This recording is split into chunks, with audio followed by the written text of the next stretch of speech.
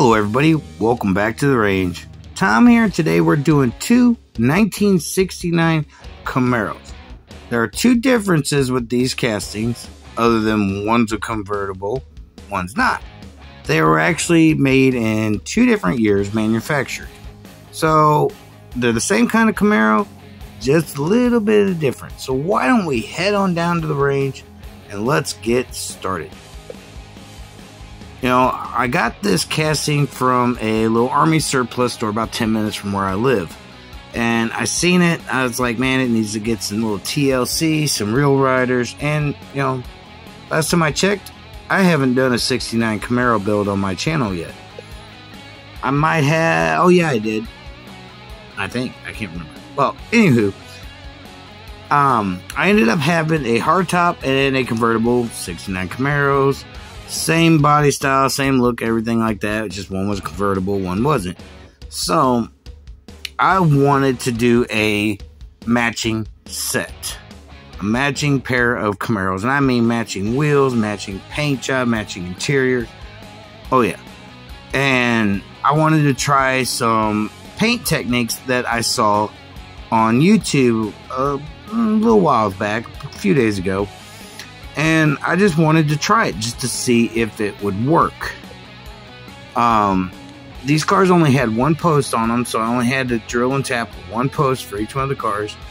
The hardtop Camaro, it had something, I don't know what was up with it, but the post on it had like it wasn't like a normal post. It looked like somebody cut it too long or tried to cut it after they already posted it or whatever. I don't know.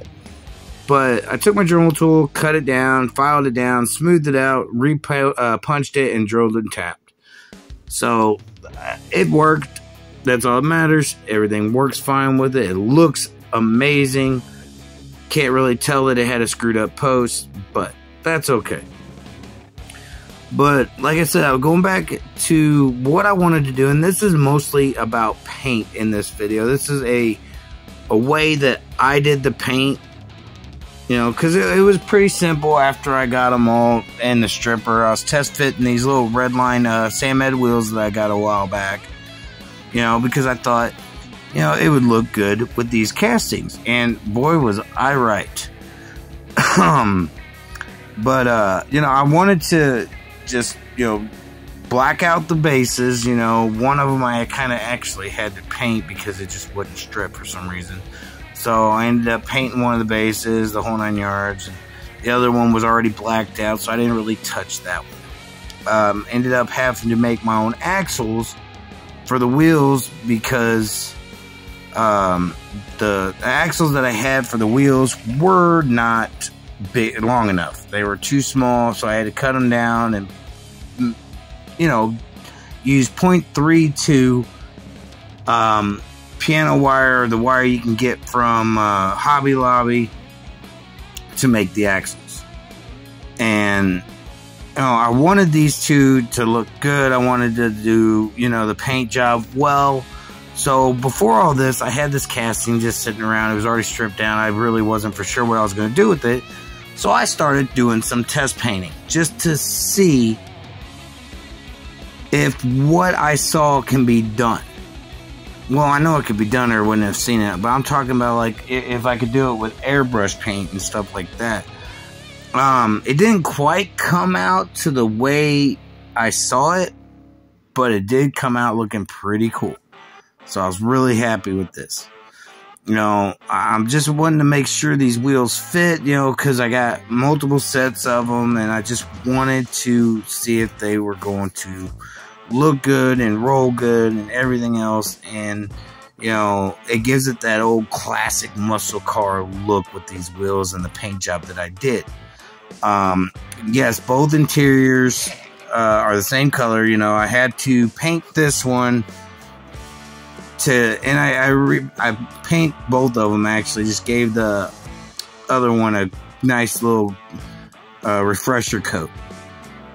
So what I started off with was a Createx Crimson Red as a base coat. And, you know, a lot of people don't really do this base coat, but I wanted to try it out, you know, just to see And I found out that, you know, if I would have just put like a white base coat on there and then the red, it would have been fine either way. But that's okay. The crimson paint is actually a really nice color red. I really enjoy using this one for some of my builds. And you guys have heard me mention it a few times in some of my other videos. Because crimson red is actually, it reminds me of a friend of mine, so I really like the color because, you know, he had a car, an El Camino, that was like a crimson, or no, yeah, he had a Camaro that was like a crimson red color almost. So that's kind of, and he had one of the newer Camaros. It wasn't not one of these older ones. But, you know, I put both of them in there because, like I said, everything was going to be painted the same. I only show you video of me masking off the hard top because the way I masked the hard top off was the exactly same way I masked the convertible off. With everything using the exact same, you know, lines and stuff that I was using the center of the hood, you know, all that kind of stuff. You know, I wanted it to actually, you know, work with it. But some people, it depends really on how some people do. People will do a base coat, spray the racing stripe over the base coat, or they'll mark off what color they want the stripes to be, tape those off, and then paint over the rest of the car. But the way I went about it, I went around the first thing. You know, you guys see me taping off, you know, some people probably thinking I'm going to be, you know, whatever I'm not taping off is going to be, you know, stay red. But, you know, in a way it is. But the stripes I left uncovered. I taped around them, you know, modified, did what I had to do to get them just right. And I love the way this turned out because I think I would have got the same effect whichever way I decided to do it. Either paint the stripes, mark the stripes off, and then paint the red over top of the stripe color. I think that's what, you know, it would have been the same either way. But, you know, taping takes a lot of time. That's why I only showed me taping this, or, you know, masking off this one Camaro. Because, honestly, it just, like, I didn't want to do both of them and kind of bore you. I just wanted to show you that it's the exact same pattern, the exact same style stripes that I put on there. Put a nice little line going down the side, a little really thin line to go along with the racing stripes in the front. I didn't put any racing stripes on the back, you know, it's just mostly the front and little lines on the sides. But once I got it taped off, and I can't remember, but like I know I went over where the stripes are going to be with a candy, or not a candy, but a Wicked Gold from Createx. And you see here with the Wicked Gold, looks really cool even with this red Camaro just like this. But I was so excited about trying this with some candy blood red over top of this entire car. And I just wanted to see what it would look like.